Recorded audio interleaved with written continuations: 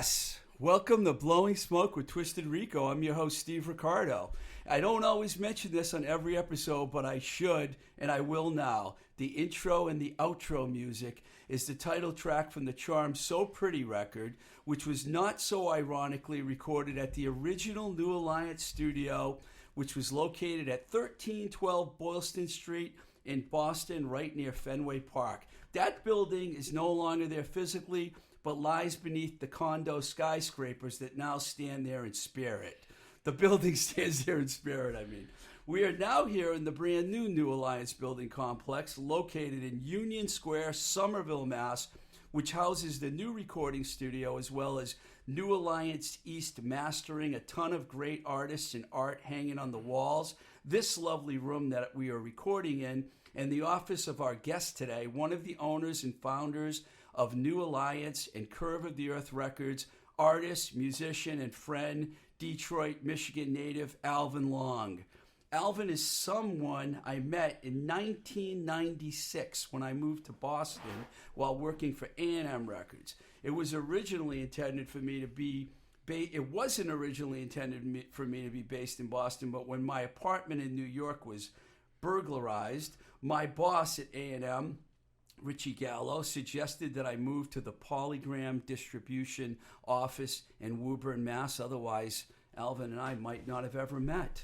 While still at A&M, though, I started managing a band out of Salt Lake City called 3.5 Girls, and I urged them to move to Boston, which three of them did. The bass player couldn't make the trip, but we, Sunshine, Julie, Charlie, and myself, recruited Tufts University student Susan Luton to join the band on bass to complete the lineup. At a gig in Allston, Massachusetts, which we used to call Allston Rock City, I don't know how much rock it is there, at a place called O'Brien's, Tim Katz of the band Roadsaw witnessed the band's raw power and told me that I should talk to Alvan.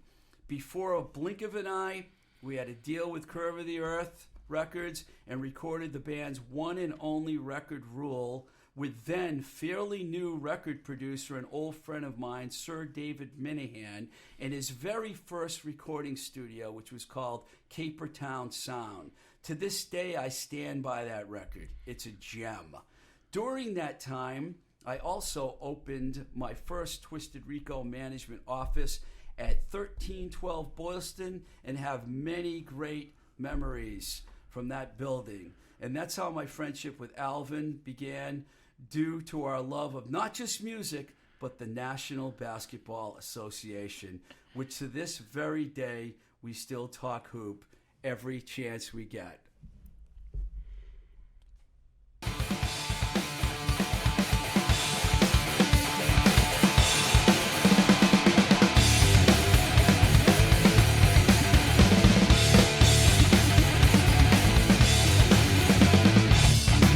Tenderloin, feast of flesh, smith of sails, to the taste test, only one man, cause for alarm, none of you are safe from rage.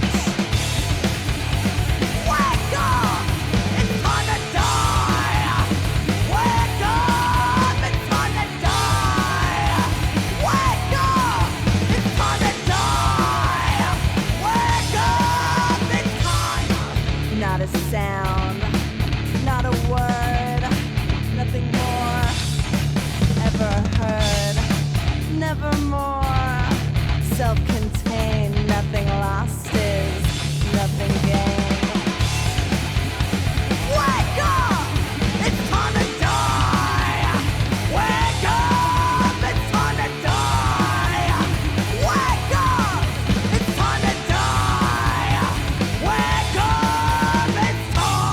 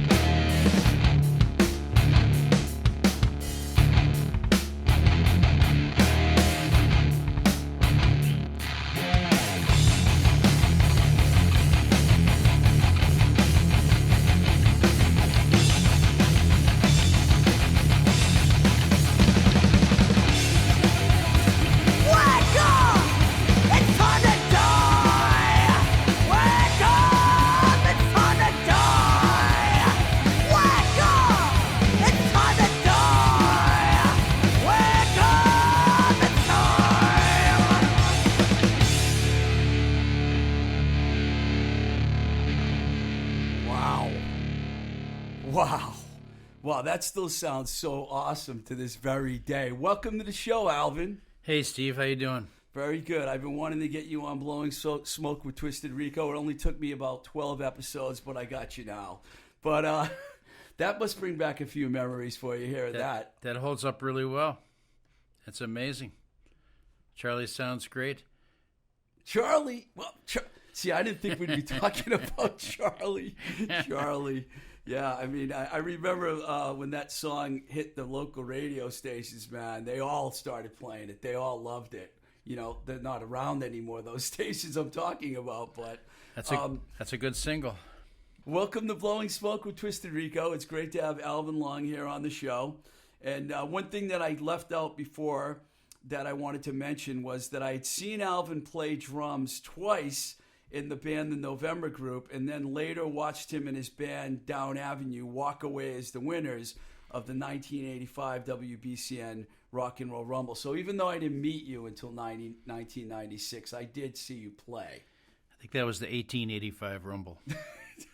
It seems like it was that long ago now, doesn't it? Before we talk about Boston, I wanted to get some feedback from you, and I wanted you to tell us what it was like growing up in Detroit at a time when American punk rock was born through the Stooges and the MC5, while at the same time greats like Bob Seger and Alice Cooper were becoming stars, and Motown was the home of some of the greatest R&B and soul records ever made. That was a time period. You can say that. On the local scene, you had Bob Seger, Alice Cooper, the Stooges, the Five, the Frost, the Third Power. Who am I leaving out? You're throwing some obscure bands in there that I've never heard of, but that's okay. The Amboy Dukes. Oh, do we have to? These are all major label acts in one town at one time. There's more than that too. The Amboy Dukes actually were a great band. Unfortunately, their guitar player turned out to be a real piece of garbage. He's one of the worst. He was like a predecessor to Kid Rock. Herb, we're talking about Ted Nugent. I never thought I'd mention his name on my podcast, but I just did. So tell the story about you saw that great show that the MC5 did at, I can't recall the college. There's hardly any footage of the MC5. When you watch the MC5 documentary, they have to put silent film that the FBI shot at the Chicago convention in there because, back in the day, everybody didn't have cell phones. There's so few tracks. But if you go to YouTube, the best stuff is from Wayne State, Tarter Field, beautiful black and white. They must have had the cameras from the college there and shooting it and stuff like that. And you were there. I was there. I wasn't up front, but I was in the back, and watch Looking at You on YouTube. It's one of the greatest live tracks ever, I believe. What was that like, man? Seeing that live? It was great, but like I said, I can almost see it better on the on the YouTube replay than it was because I was towards the back. Did people there even know who the band was? I mean, they were still new then. No, they weren't new then. They had a couple albums out already. Oh, this is already when they were established. Yep, they were established. My parents wouldn't let me go to the famous Zenta New Year's Eve Halloween night when they recorded the first record. I was slightly too young for that, but first album is a live album and an absolute classic. And the second record, Bruce Springsteen's producer John Landau homogenized it. Some people consider their third record the best. But, they only lasted 3 records and they were out. Are they like the greatest band ever to come from Detroit? I think they're my all-time favorite band, period. Did you ever see the Stooges? Yeah, the Stooges I saw a few times. I saw him one time put a microphone in his mouth and just fall flat on his face and come up spitting blood. Ouch. I lost a tooth. Iggy. So what was it like leaving Detroit, and then what made you move to Boston? I went to L.A. first. I was in L.A. out in the mid-'70s there, before you got there. And I got a late start playing the drums and didn't start playing until I was 21. So I taught myself to play in Los Angeles, took some lessons, and went to a music school out there a little bit. And then when I could play, I didn't know anybody in Los Angeles. The only people we knew that were playing in clubs were in Boston. So that's how I made it out here. What was it like when you got here? My first day in town, I arrived on October 1st, 1978, which is the day of the Bucky Dent home run. No way. So as soon as I got here, I got to see Boston people suffer, like, immediately. Wow. They don't suffer much anymore when it comes to sports. No, they got that turned around, but that was the figurehead for a long time. So you were out here as a musician playing for a few years, more than a few, I guess, because I was going to ask you when the birth of the studio actually was. Played on the jazz scene for a few years from 79 to 80, and then joined a band called the Paramounts, sort of an Elvis Costello, Joe Jackson type of thing. And got the November group about 1980. Studio didn't start till 1987, the studio started. Wow. Yeah. So when I met you, that studio had already been around for about 8 or 9 years. Yeah, we get the door that proves it. All 3 locations we've had, we carry the same door around with us, the legacy door. That was that's a good segue, because I was going to ask you, you were in 1312 Boylston, then you moved to Cambridge.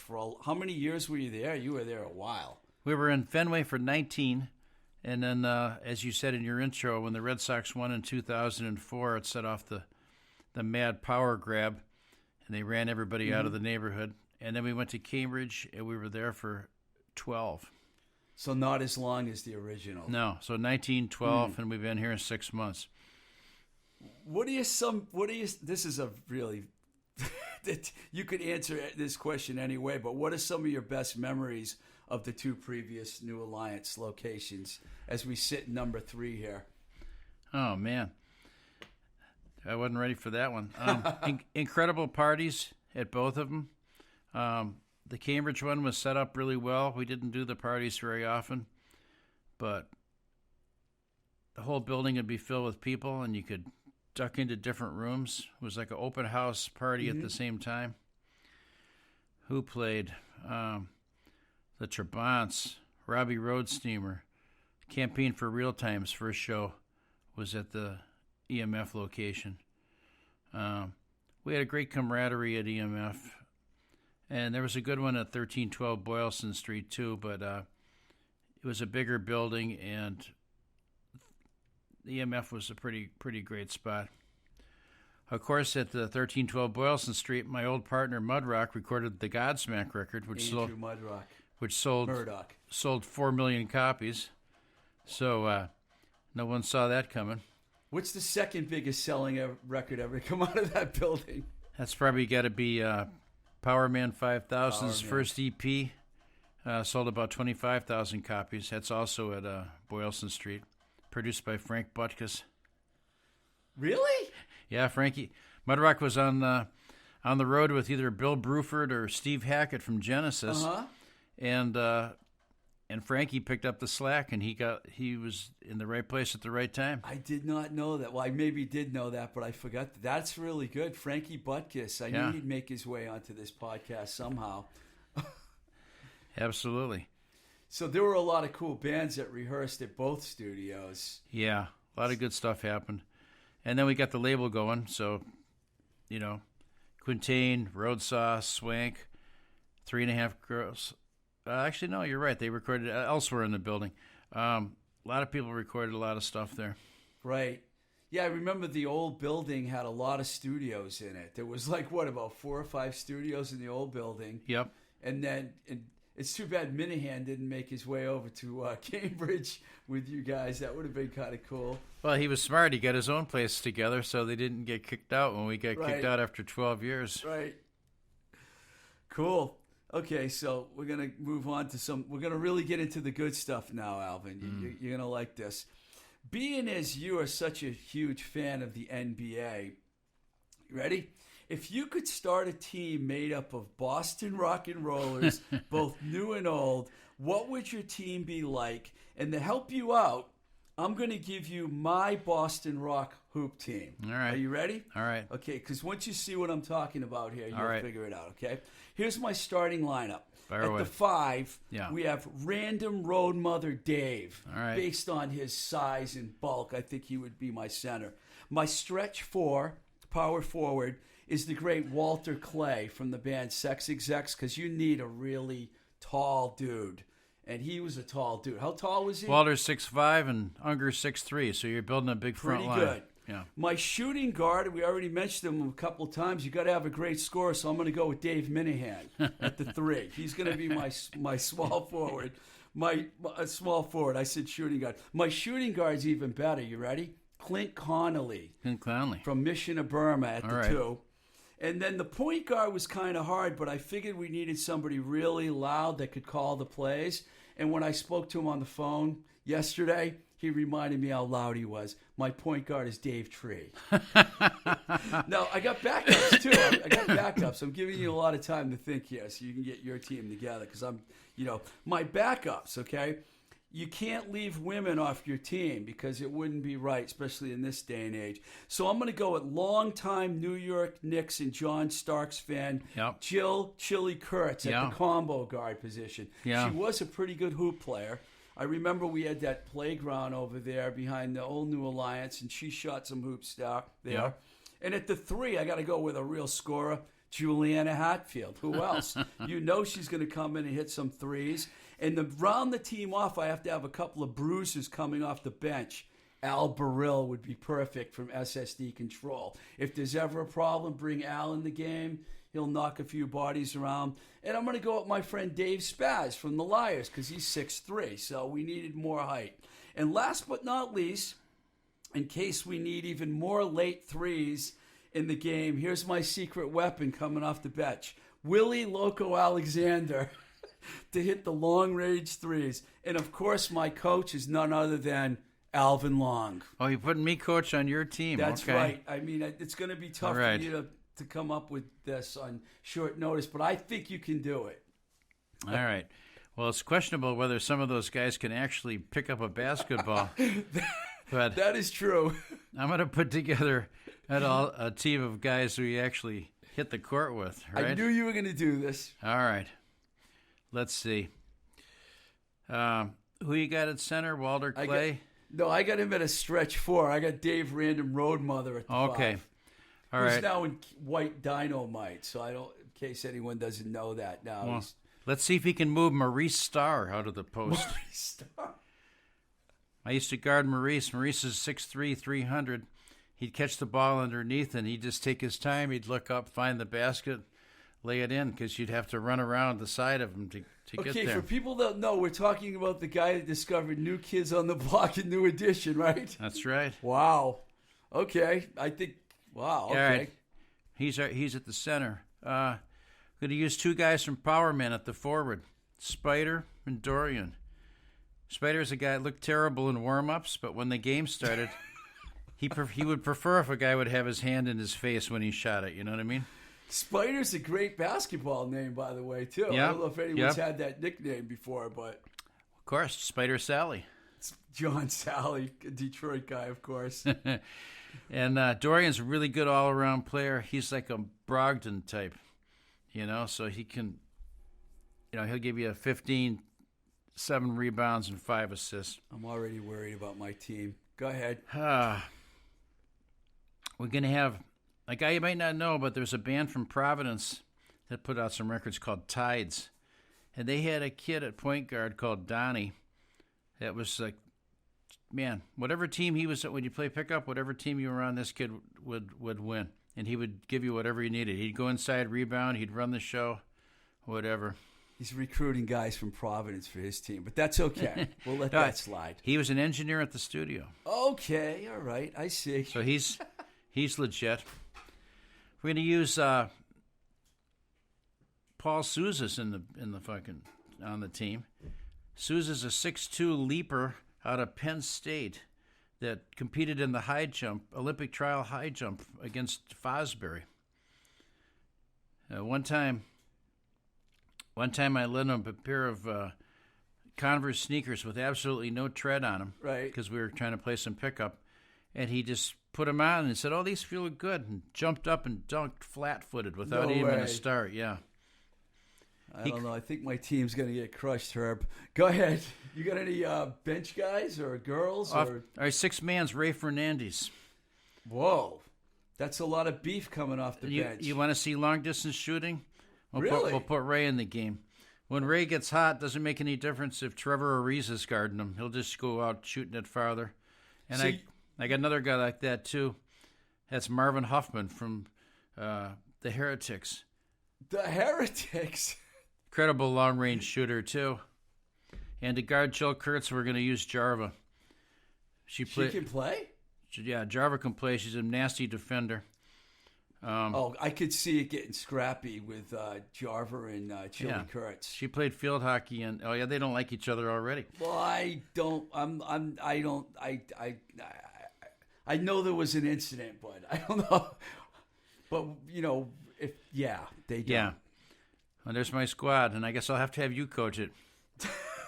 Well, I think it worked out pretty good for me getting to be the coach of that team, because I'm not sure my team is like up to par on the court as your team is, but I went for star power. That'd be a good match. I went for star power. So before I let you go, that was fun.